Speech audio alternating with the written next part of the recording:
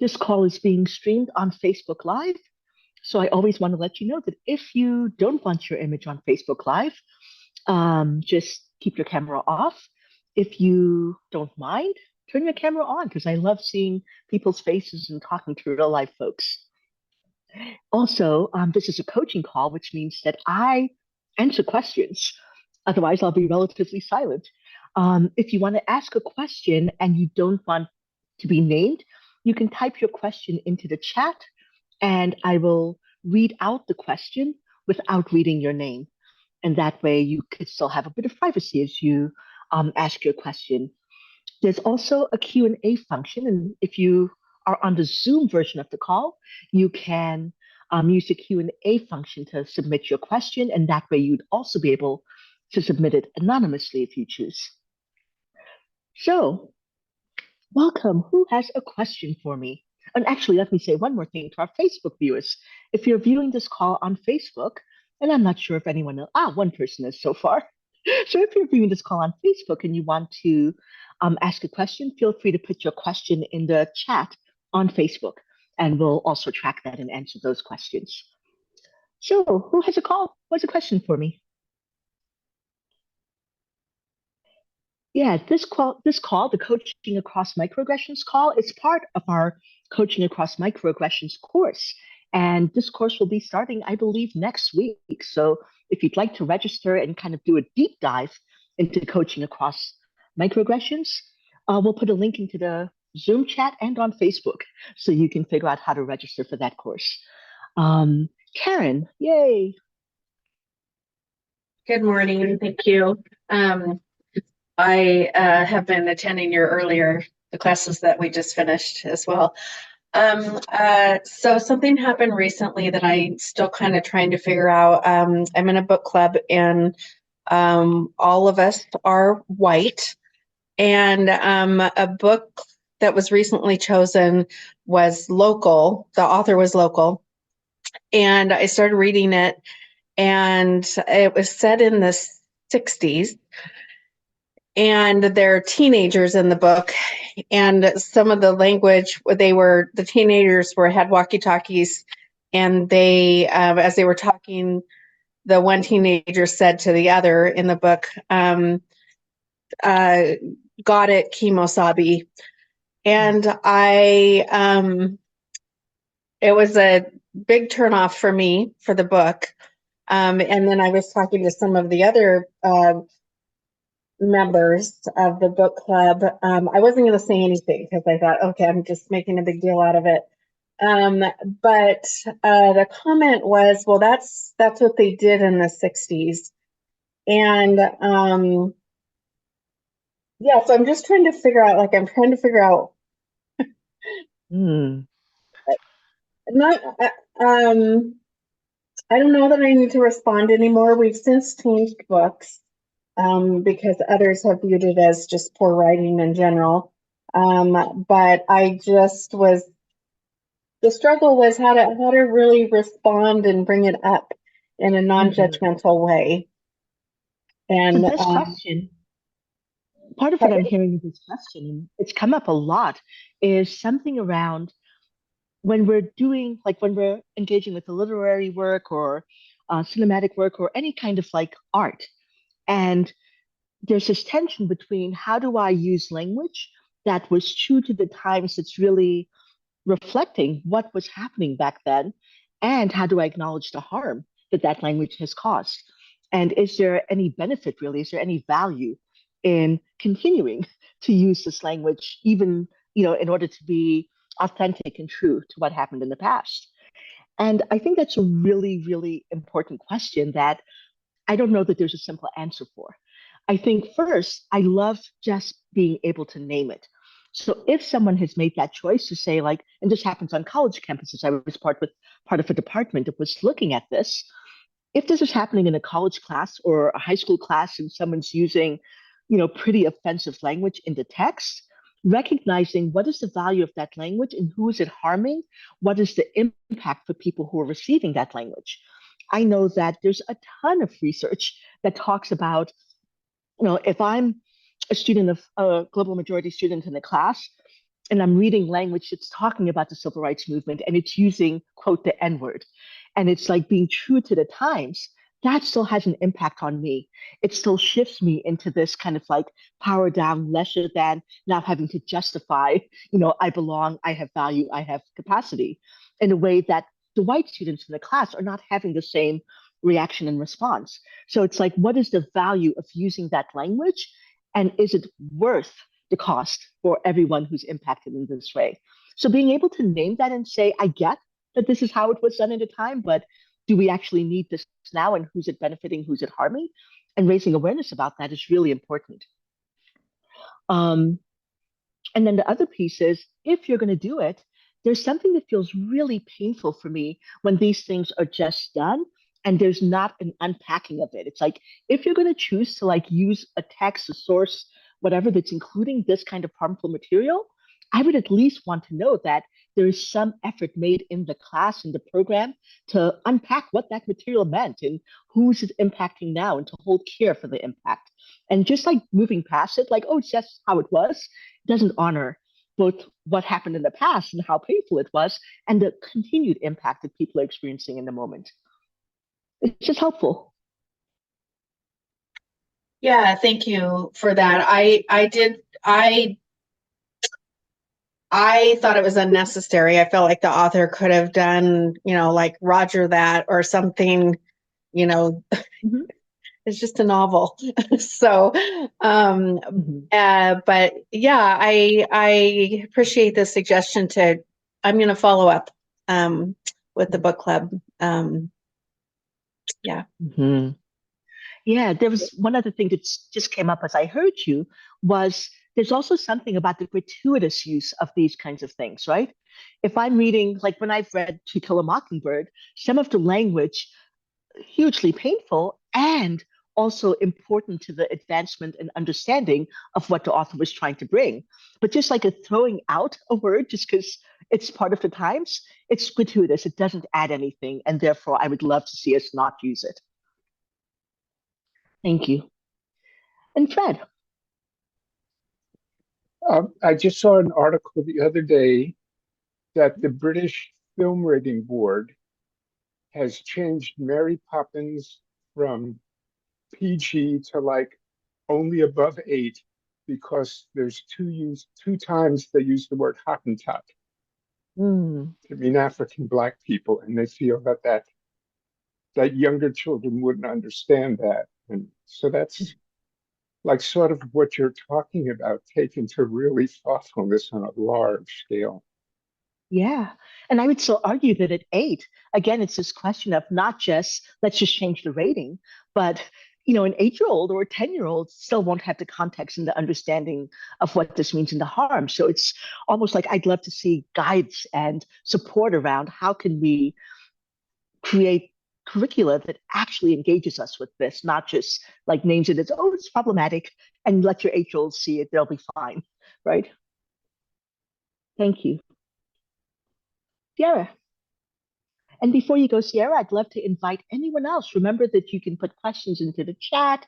If you're on Facebook Live, you can make a comment on Facebook if you'd like to ask us a question. If you're on Facebook Live, you can make a comment on Facebook if you'd like to. Okay. So, Sierra.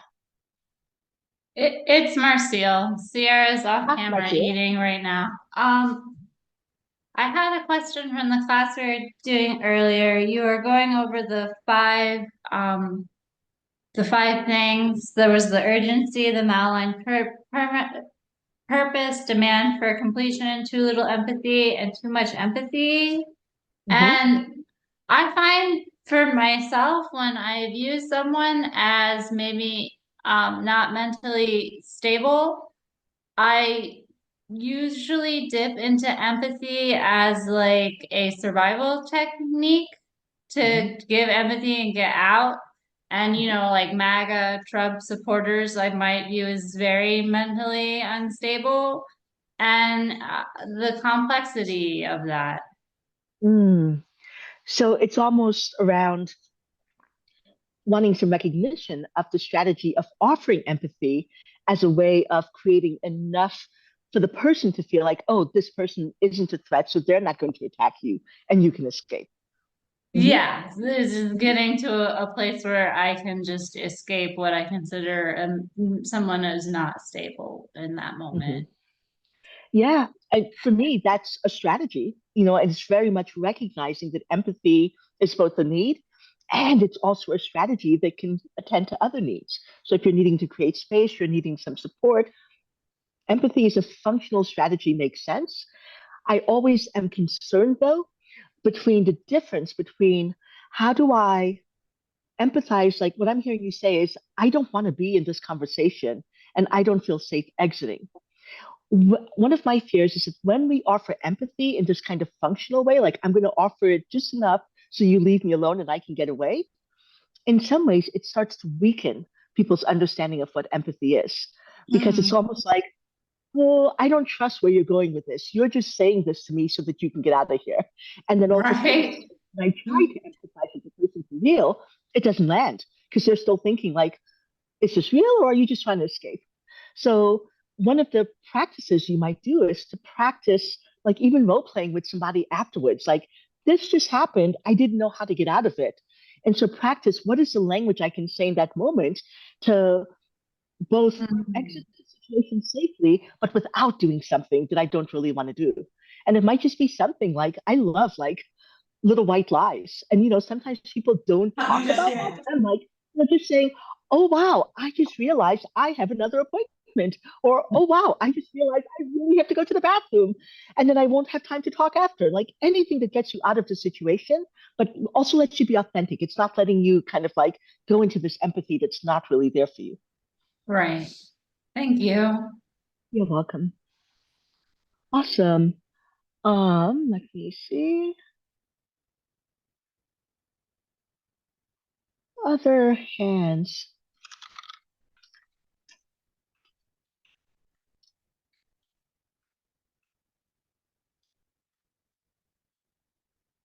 And Roxy, you have a couple of questions in the Q and A. Oh, lovely. I will open that window. Okay. Oh, lovely question. Okay. I am white. My new daughter-in-law is African American and says I'm obsessed with color because she said I'm always mentioning Black history and anti-racism topics. I'm taking ethnic studies classes in college. We're currently speaking because I don't know how to speak. I'm guessing you mean I'm currently not speaking because I don't know how to speak to her without messing up. I love my son and grandson and want to have a peaceful relationship with my daughter-in-law. Yeah, we're currently not speaking. Oh, I love this question. Thank you for the vulnerability of sharing that. Um, Here's what's coming up for me about this one, and this is a really tricky one. The first is I want to take it from your daughter-in-law's perspective.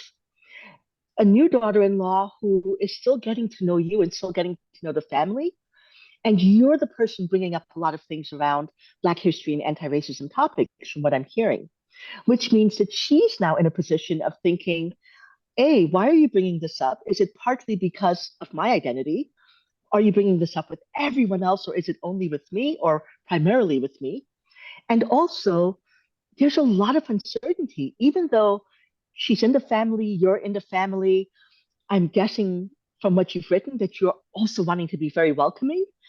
I know as a person who has had white in laws that there are times when I'm just not sure. Like, how are they really understanding and living this work, right?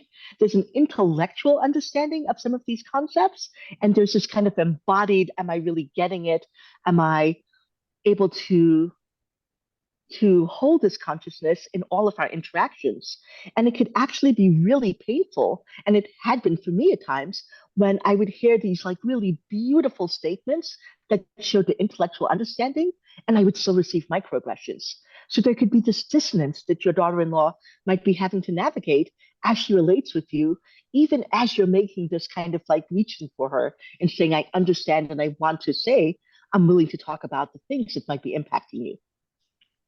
So even if you're bringing it just because it matters to you, this is why you're taking this ethnic studies class, it's still holding some awareness of the position that she might be in and what she might be struggling with in relation to you. So I would say I would probably ask for consent before I bring up these topics with her, right? Check in with her. Like, You have many other people you could bring this up with. She doesn't need to be the only person that you do this with. And acknowledging for her, like, I can imagine I put you in a tough place when I keep bringing up these topics. And in some ways, I'm centering my learning. And yeah, this is a whole other layer to this, right? So I'm centering my learning and my having access to a person who can talk to me about this from the inside without checking in with her around the amount of pain that might be stimulated for her in talking about these topics and whether or not she wants to talk about these topics with me. So there's a lot there that I could imagine is might be coming up for her as you try to engage with her about these topics. And I invite you to like put in respond in the Q&A again to let me know if that helped you, if that answer was supportive for you. And I'm going to pause 1 second while I do that, and then we'll turn to a raised hand and come back to the Q&A. So I'll come back to the Q&A and give the person who asked that question a chance to. Great, they said it was very supportive. Thank you. Ming. Yes, hi, Roxy. Thank you. You're welcome. I'm in the class. Well, the class finished this morning, about a half hour ago. That was taught or led by you, Roxy Manning, and Sarah Payton. And I wanted to clarify, I had carried over to this meeting a label I had in the prior meeting, which undoubtedly may have confused many people. And it said I was willing to be with white people. So simply there were groupings earlier on when people of the global majority, of which I am, were able to choose when we're caucusing or breaking out. I don't like to say breaking out. It makes me think of when I had acne. But when we were getting or forming or assigned into groups, I was willing to be with people of the global majority. I was willing to be with white people, or anyone. And earlier meetings, for what it's worth, in the course, I had put global majority preferred, GP, or whatever the code was. And this code was the reason. So I hope that didn't startle people, or maybe it was a good thing that we had this brief share. My question for you, Roxy, is I think Sarah referred to, certainly gave an example, but maybe defined microaggressions or a characteristic of them as unconscious. Microaggressions is unconscious. Isn't that in fact what she said, and is that what she meant? And what is your take on microaggressions being unconscious? Yeah. Thank you. So I wasn't there, so I can't actually speak to is that what she said? But for those of you who've taken the courses or who might take a future course, we talk about 3 categories of microaggressions. And one category of microaggressions, microassaults, are very conscious, right? Microassaults are like the using the N-word or telling somebody, hey, I want to work with, a male doctor, you're not qualified, where I'm consciously choosing to show up in a way that is acting out systems of oppression. And so that is a very conscious part of microaggressions. And there are other categories of microaggressions that can be fairly unconscious. And I think in the classes, we often work with the unconscious versions of microaggressions, because usually the very conscious ones, people are like, I get them doing it. Those people are not taking my classes for the most part. And so people are really wanting to work on the kind of unconscious manifestations of them, or sometimes the conscious ones where they recognize, like, oh, I just said something and oh my gosh, I can't believe I said that, right? And so it's holding that microaggressions, there are some that are conscious, some that are unconscious. Thank you. You're welcome. And for those who are wondering about the class that a couple of folks have referred to now, Sarah and I just completed a 6-week course based on our books, Fierce Compassion. And if you go to my website or you just keep following my Facebook page or sign up for my newsletter, you'll get notice when I offer the next class. There's another class coming up related to the books in June called Face Talks, which will also be another deep dive into some of the dialogues. So I'm going to take a question from the Q&A. So this one says, I don't know if this is a microaggression, but it is distancing and probably an enemy image. And in spite of myself, seems to elicit reassurance and care from a global majority person.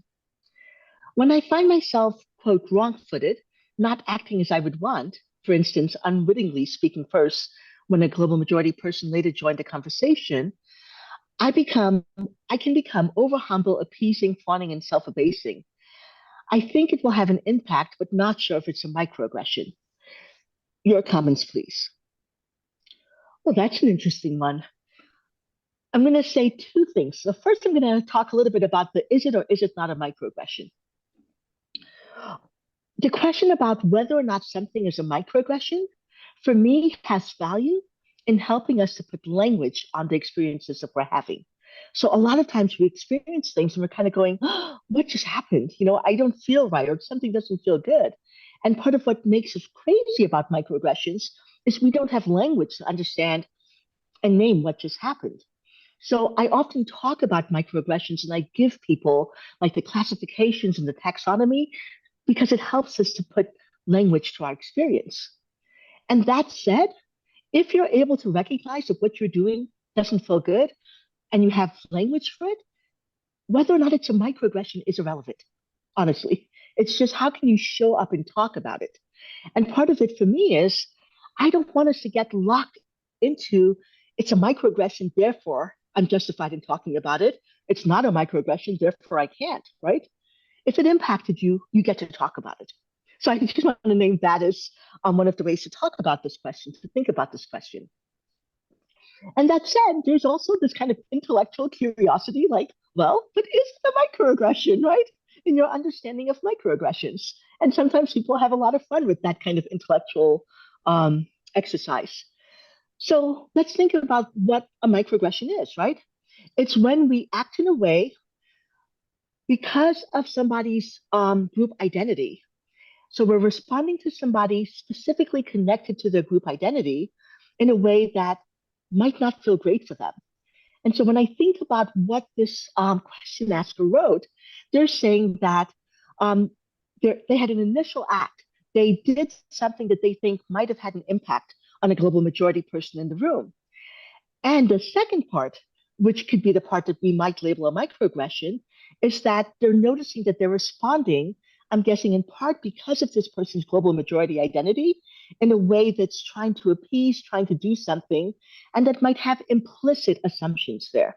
So one of the implicit assumptions might be the global majority person is really upset and doesn't know, isn't empowered enough to say, hey, what are you doing? I was about to talk, or whatever the situation might be. So I need to make them feel better in some way. So in some way, it's actually disempowering that person, not recognizing their own agency to be able to respond to and address harm that happens. My read from this question is that if they had done the exact same behavior with a white person, they might not have gone into this kind of fawning, appeasing, oh my gosh, I've heard somebody who's powerless narrative, and would have responded in a very different way, like, oh, I'm sorry, were you just about to speak? And then the person would say yes or no.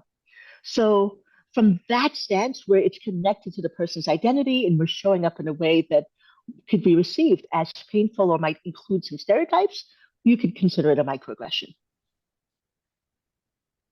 And want to invite that person to also put into the Q&A if that answered your question, if that was helpful. And again, anybody who is either on Facebook or in the call, on the Zoom call live, feel free to raise your hand if you want to ask a live question. If you're on Facebook, feel free to put your question in the comments and I can answer them. So next question. I'm white and I'm wondering about responding to what I perceived as a microaggression by a white facilitator of a one-time class that was directed at the only Black women in the class. No one had met each other in the class before, and we won't meet again. Are there things to keep in mind around this sort of thing that I could say or do for the next time? I'd love more choice and empowerment in dealing with microaggressions in social situations. Love this question. Yay. Thank you for asking it. So many things come up with this question that I want to call out. So first is, oh my gosh, if you're white and a white facilitator said something, you get to call that person in. You get to call them in privately. So it's not about impacting the other folks in the class.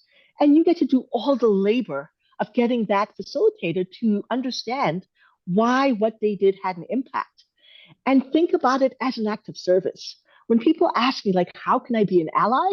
This is one of the ways, take on the burden of educating people who are doing microaggressions and doing it in a way that can support them and not doing it again in the future. So at minimum, call that facilitator aside and say, hey, I know we're not meeting again, but I'd like to talk to you about something I experienced because I want to make sure that this doesn't happen again in future classes and have impacts that might impact other people. Like, thank you, please, please, please do that whenever you can. That is such a gift, right? So that's one aspect of this piece. The other aspect, though, is, and the class is already over, so I'm now talking about like what happens in the moment. One of the things I teach about in the microaggressions course is that microaggressions are challenging because they drive us crazy. As a global majority person sitting in the class, I'm kind of going, did that just happen? Is that in my head? Did anybody else see that? Does anybody else care? There's something that's very isolating and lonely when we experience microaggressions, and there's no sense of resonance. Like, did anyone in the room experience this? And so we start to doubt ourselves. So it can be an act, and it may or may not be wanted. But even just saying to the global majority person, if you say it privately, so they're at choice about whether or not they want this to be a whole big thing in the class, but just saying like, hey, I noticed that happened. It impacted me. If there's something up for you, I'm here. I'm willing to hear you. Right. So it's not about centering you. It's not about saying this only impacted you as a global majority person. It's like that didn't meet my needs for respect or care. If you want me to hear what came up for you, I got you. That's enough to like at least deal with a little bit of that crazy making. Am I alone? Did anybody else see it, experience? And one of the reasons I advocate doing this privately is if you do that publicly, all of a sudden that person's drawn into this big dialogue where the facilitator is going, no, I didn't mean it that way. Did you hear it that way? And all of a sudden I, as a global majority person, am now pulled into a conversation I don't want to be part of. But even just acknowledging it can help with addressing that crazy making aspect. Wondering.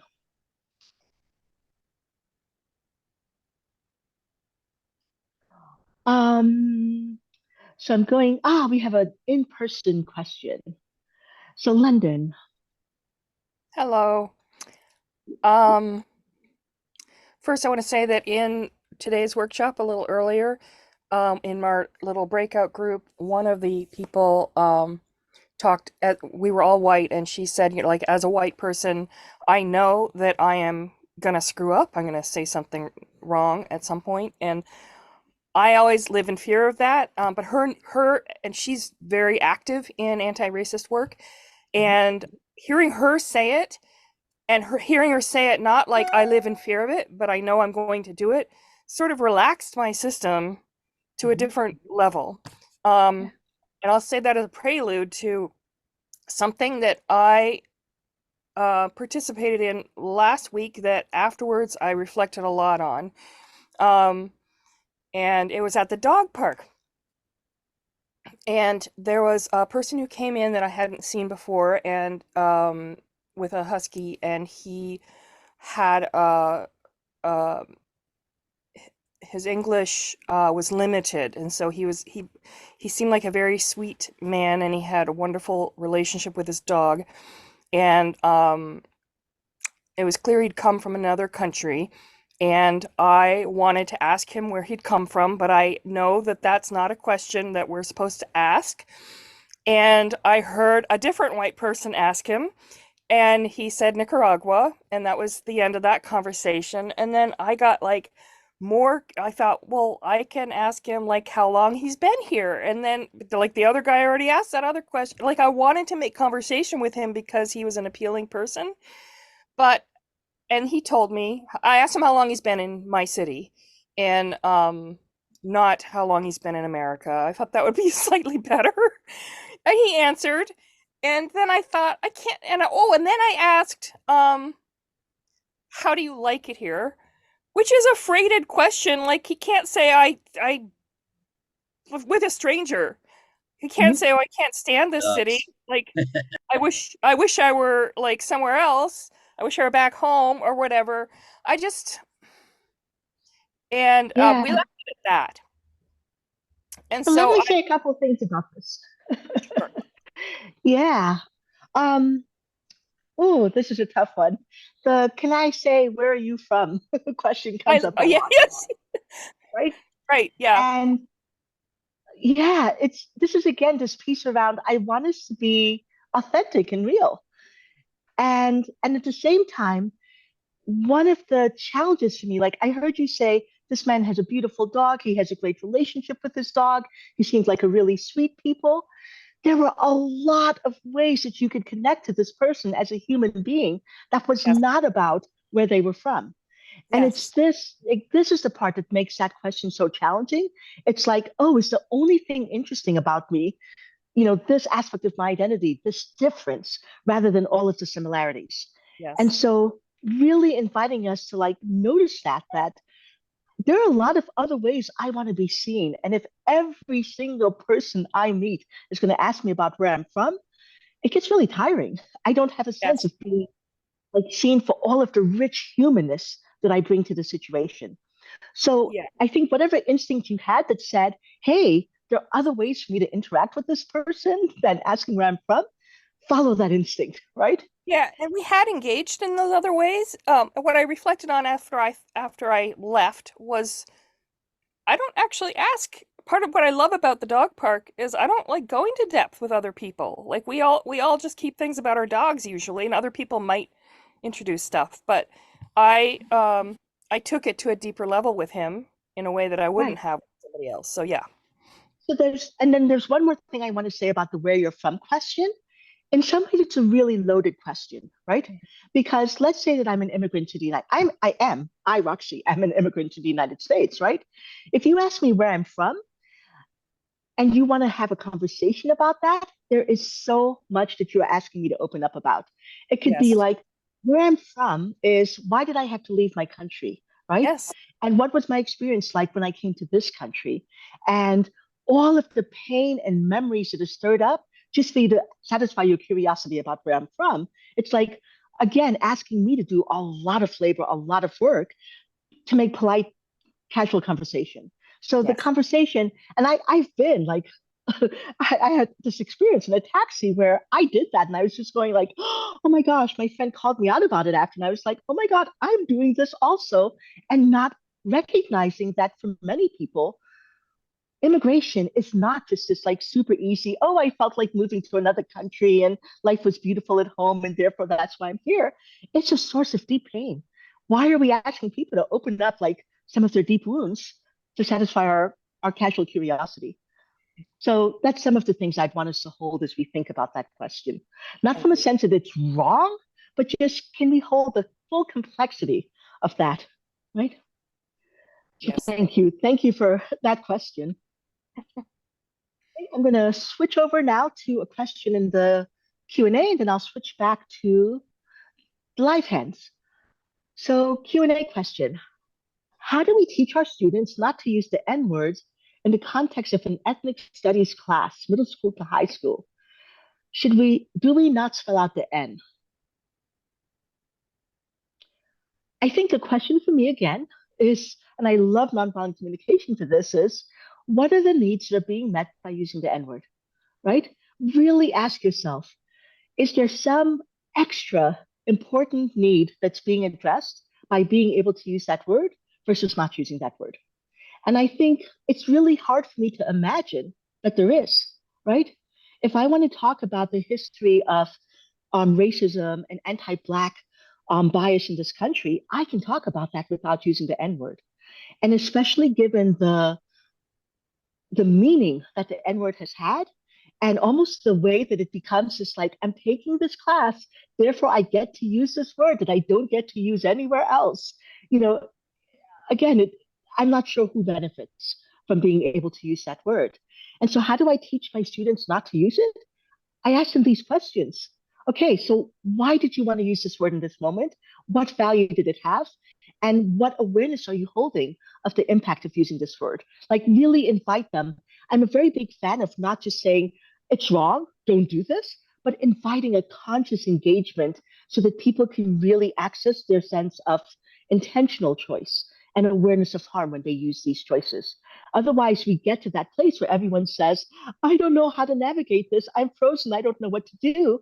I'm like, you only don't know what to do because you're not asking yourself these questions. And if you ask yourself these questions, it becomes pretty clear, right? So that would be my answer to that question. And let me know if it's helpful. Ming, since you've already asked a question, I'm going to jump to Diana and then come back to you. Although I don't remember if Diana asked a question. No, I actually don't remember at all. So I'm going to go with Ming.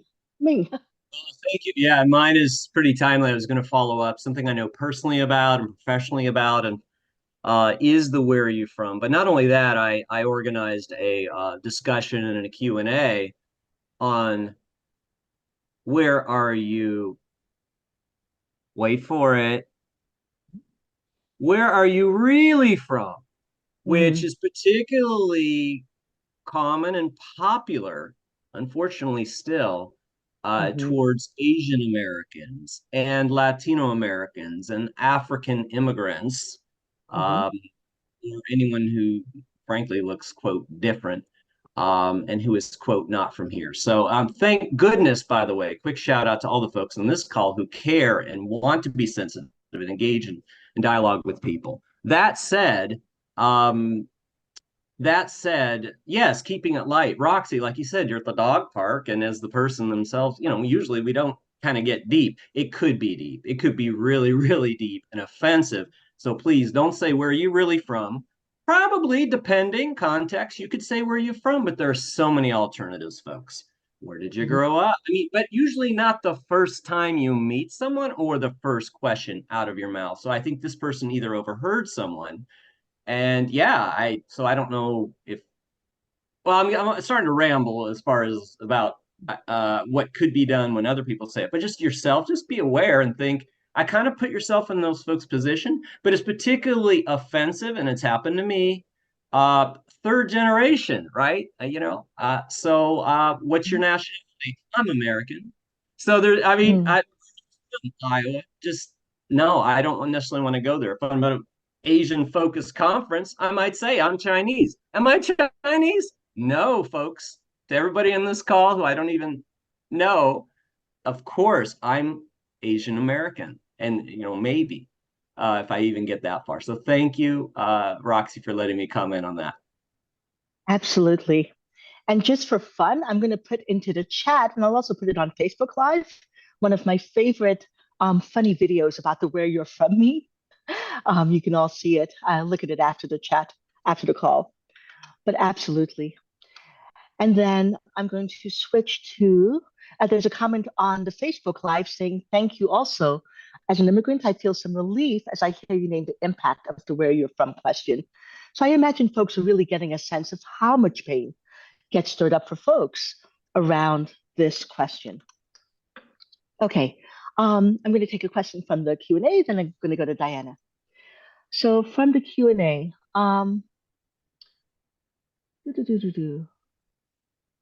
there's a question, what to say when someone who's telling a story and identifies someone, so someone is telling a story and identifies a character in the story as being from the global majority when it wasn't necessary. Would they have said there was a white person who, etc.? Yeah, that's a really, really challenging one.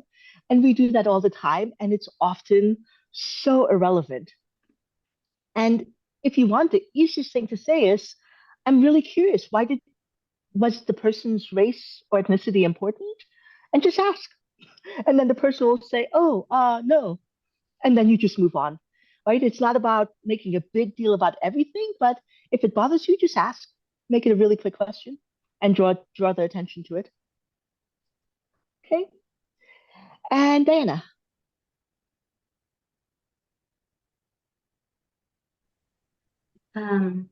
So yes, I am an immigrant, and I belong to a Latina group in New York, and we made a little plan that if we're together and somebody asks one of the other women, where you from? They will say the Bronx, and I will say England, trying to help the person see that anybody can be American. You don't have to look a certain way. So it's a little bit of fun for us, but also trying to,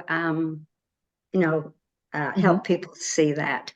But I was in England last year and with some of my family, and my cousin, she said this before on a number of occasions, but she said it again. She was talking about buying something and how she tried to Jew him down. And I had asked her before, I said to her before, when I hear you say that, I really feel a pang. I feel so uncomfortable and hurt. And that's just me. If I had brought my friends who were Jewish, I don't know how hurt they would be to hear you say that. And I've asked you, not to say it, or not to say it in front of me, and you keep doing it. I'm asking you again, would you not do it? And I guess this time she just went off. I was born in Barnsley. That's her hometown. I grew up in Barnsley. I am Barnsley, and I'm going to be Barnsley. And I didn't know where to go with that. I mean, what I was hearing, I was born ignorant, I grew up ignorant, and I'm going to stay ignorant. So I knew I was really triggered. Yeah. So there are two things that I want to name in response to your question. First, I'm glad that you were able to recognize that as a microaggression and to speak up about it. And I wish that you had not referenced, and I don't know what my friend who is Jewish would have felt if they were there. It's enough. Like, just to be able to say, like, I don't like this. It is not okay. Don't do it is enough. And you don't need to like legitimize it that, and it would be really bad if this person were present, right? There's something about that that always makes me, it almost like waters down the legitimacy of what you're bringing. Almost like it's only a problem if the person from that group could hear it, which is not what you were saying since you were bringing it up without the person there. So then don't bring that in. So that would be the one tiny bit of coaching I would say about that. The other piece, though, is when your friend says that, here's where you get to decide. You have two possibilities. You can say, okay, I'm going to show up as a white person who is trying to like really do the work of calling this person in. And what this person is needing now is probably some empathy. Because what I'm getting from their response is they went to a defensive place and they didn't know how to respond. And they needed something that would help them both acknowledge like the helplessness that they might feel about changing patterns that are so deeply ingrained in them and also still call them in, right? So that is one path that you could take. You offer enough empathy for almost the shame and defensiveness that's coming up for them, and then still and say, and would you like to hear more about why this is problematic and why I want us to work on surpassing this? So that's one path. That requires you to have capacity when you yourself is triggered. So I just want to acknowledge that, right? And you might not have that. The other path is to just say, like, hey, when I hear you say you're from this group, et cetera, blah, blah, blah, I get scared because if the justification for us to do things that harm other people is that this is how we've always done it in my place, then I think, there's going to be a gazillion kinds of harm that happen in the world. And I actually want to believe better of me and of you, that just because we're from some place where we learned these values doesn't mean we're locked into them or whatever the expression might be. But you can still say something else about it, but just connect to what doesn't work for you about that kind of doubling down that she was offering. Okay. Just making a little note here. Thank you. And I Yeah. know we don't have a lot of time, so I'm going to go on to our next question. Anasuya. Hello, everyone. I just wanted to go back to that question from the Facebook chat about mentioning race when it's non-white person, and if that's important. And for me, I see it a little differently, and I don't know the context, so I don't know the context of the conversation. But I know for me, I'm very aware when white people tell me about someone, or tell me about a friend, or tell me about someone they encountered, and they describe them in every kind of way except their race. And they only do that to not say Black person. It's like, oh, she's really tall. You're gonna really like her. She's funny, and yeah, you went to the same school. I like, and then it's like, I still don't get why I would like this person. Okay, that was great. That's really great. And then this later on, when I meet them, I said, why couldn't you just tell me she was a Black girl? That would have gotten my attention right away. Like, why? And it's like, well, I didn't want to be offensive. And I'm like, how is saying someone's culture, race, color offensive if it is what they are? It's like saying, she's tall. Well, I am tall, and I'm not offended if you say, oh, you're a tall person. Sure I am. So why would it be offensive to say I'm a Black person or African American or whatever? Like it is who I am. It goes inside of that colorblind thing that doesn't exist. Like, if you're colorblind, then you're blind. Because if you don't see my color, and I am not light or white passing, so if you don't see my color, you have a problem. And thinking that makes me feel equal to you because you don't see my color is not true. Right. So you're not honoring me by not saying that person, my friend, is Asian, but she's been here, la, la, la. I need to know those things because context matters to me. And I am looking for where we have some place of connection.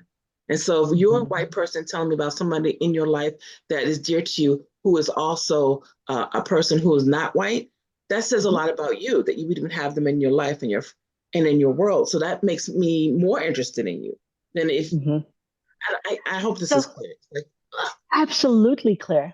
And for me, this is a complex, multi-nuanced question. So this one piece that you're naming around, we also shouldn't be afraid to use descriptors when it's relevant is really important, right?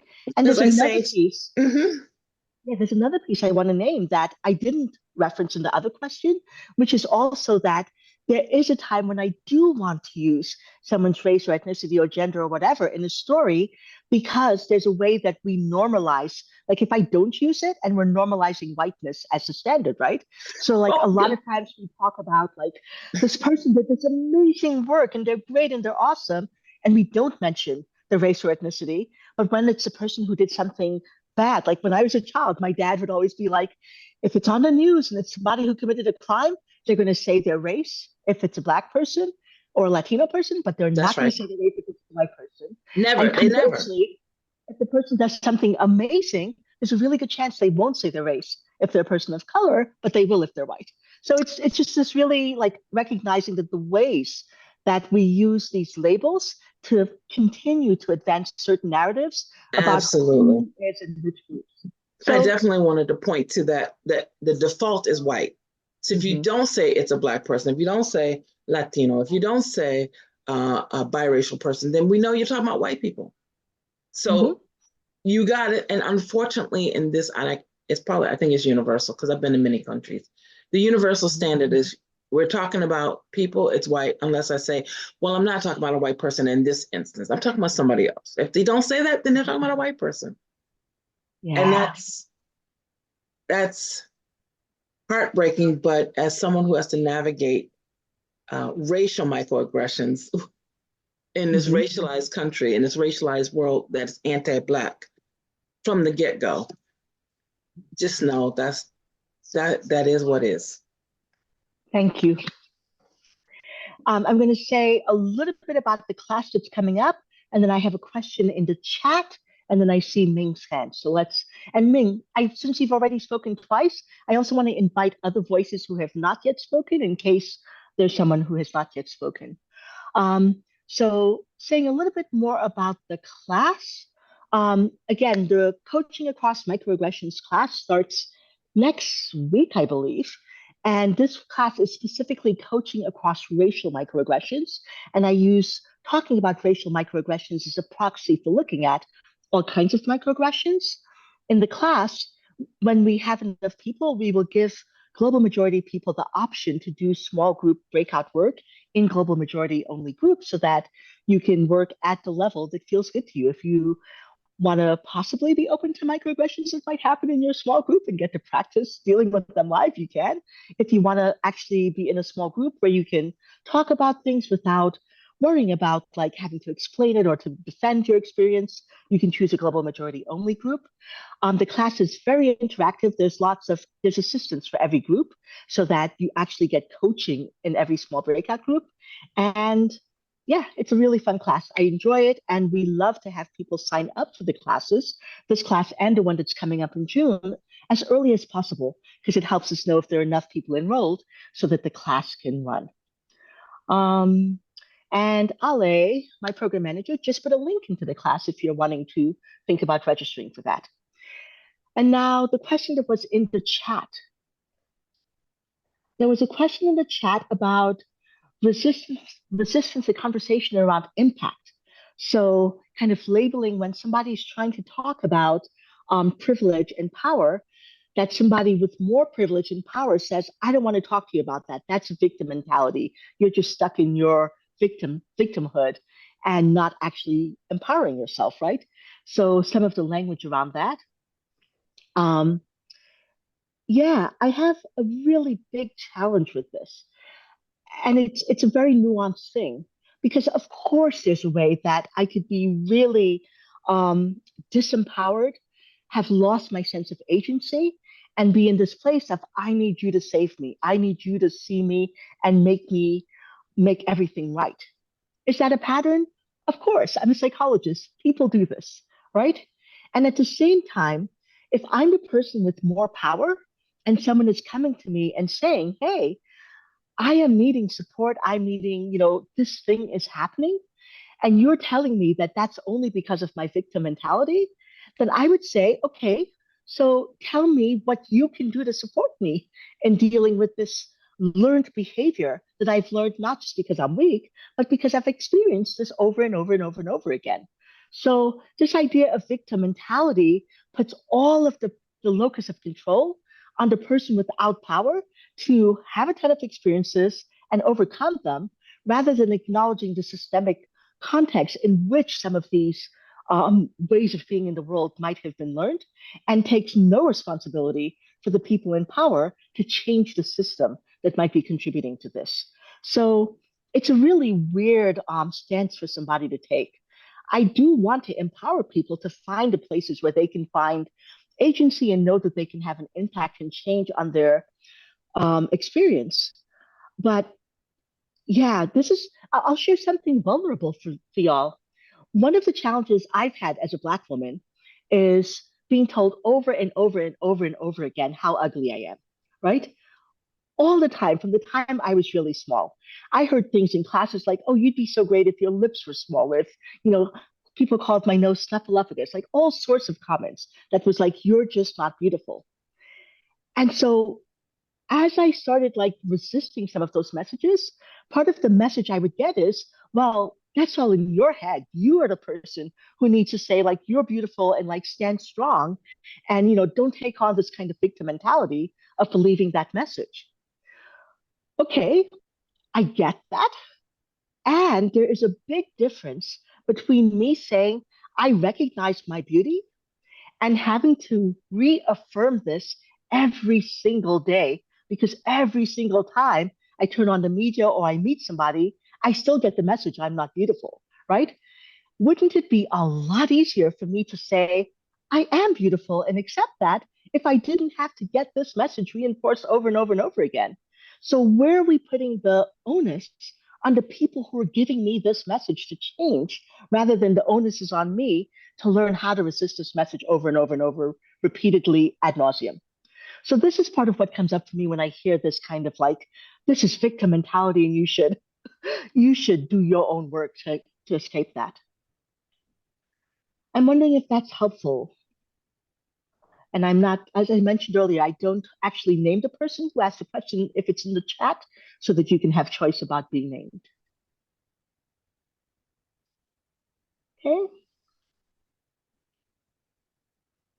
And, okay, checking other questions. Yes, I got a message that was helpful. And then I think we have time for one more question. And I don't see any hands up, so there's a question in the chat. So, examples about skin color. An older white person a few years ago described a tall person, a man, who was describing what somebody who was tall might be wearing a hat, and that's the person who would be picking me up. And that person was also black, and it would have been really helpful, given the context, to say there's a black person who's picking you up who might be wearing a hat, not just that the person was tall, etc. And then the other example is other times when people lower their voices when describing a blacker skinned person, saying, oh, they're black, as, oh my gosh, it's something secretive and dirty that we need to whisper. So, yeah, wonderful. And then there's one question left in the comment that it was asked earlier, and I'm still not quite connecting it to the earlier comment that it was referencing. So if you want to ask that in a different way, I might be able to answer it. This was a question in the Q and A. And it said, I'm wondering if you relate managing to Jesus less to self-compassion, or is this just an old unconscious bias I need to make conscious and lift, or both? So I wasn't quite connecting it to the earlier questions. And while we see if that person wants to clarify, I'll just see if there's anyone else. Deya, if I did not pronounce your name in the way that you'd like, please correct me. Thank you. I was brought up in a family that's very racist, and you said something about asking what the need is that's being met, and then my brain fogged out, and I was wondering if you would just repeat that. Because if I spend time with them, I get scapegoated. So please repeat what you were saying about that. So just to put that into context, it was very much specifically when somebody's saying, I want to use this racist language and it's important. In the last Q&A, someone said, someone described a yoga teacher who said, I have to read this quote using this accent in order for it to have meaning. So then it's saying, well, what's additional meaning? Why are you, what need are you meeting by talking in this way or using this language, or etc.? So you could say that. But I want to pull back a little bit, given the example that you're giving and the context you're naming. So if I'm in a family where people are incredibly racist and this is part of my family dynamics, I also want you to honor yourself. You might not be able, have the capacity, the willingness, the energy to get into as many conversations as you will need to get into every time your family says something that's racist. And I also want to acknowledge that. Huge fan of choosing where I'm going to put my energy. And sometimes it might be enough to simply say, this conversation isn't working for me, so I'm going to step out and just refuse to participate rather than trying to do the engagement of trying to get people to own up to and change something that they're going to double down on. So really hold yourself with a lot of self-compassion and choice as you choose to engage in some of these dialogues, especially when it's within your family context and other folks are not being directly impacted from the groups that they're challenging. When there are people present who are being directly impacted, in addition to yourself, then you might choose to say, okay, I might not have the energy, but I'm wanting to speak up because this is so out of line with my values. Or you might say, I still don't even want to engage with Uncle Joe, but I'm going to grab this person and take them out and say, hey, let's bounce together because this isn't working for me, right? Or do something else to hold care for the person who's being impacted from that group. Thanks. That's awesome. That's so helpful. You're welcome. Okay, we are at the end of the call. I will say that if you like the work that I do in the world, and I'm learning, I'm getting so much better, as you know me, about asking for this, please leave reviews everywhere. You can leave reviews and comments on Facebook if you're on Facebook Live about what you got out of this call. You can leave reviews on LinkedIn, say something positive. anything that helps people understand that what I'm doing actually has an impact and is supporting you. And then, of course, if you love my books, give them to every single person you know of. I'm still trying to sell a whole bunch of copies so we can make the bestseller list. And also leave reviews wherever you can. Thank you, everyone, for being here. I hope I see some of you on the class next week and in June. Bye.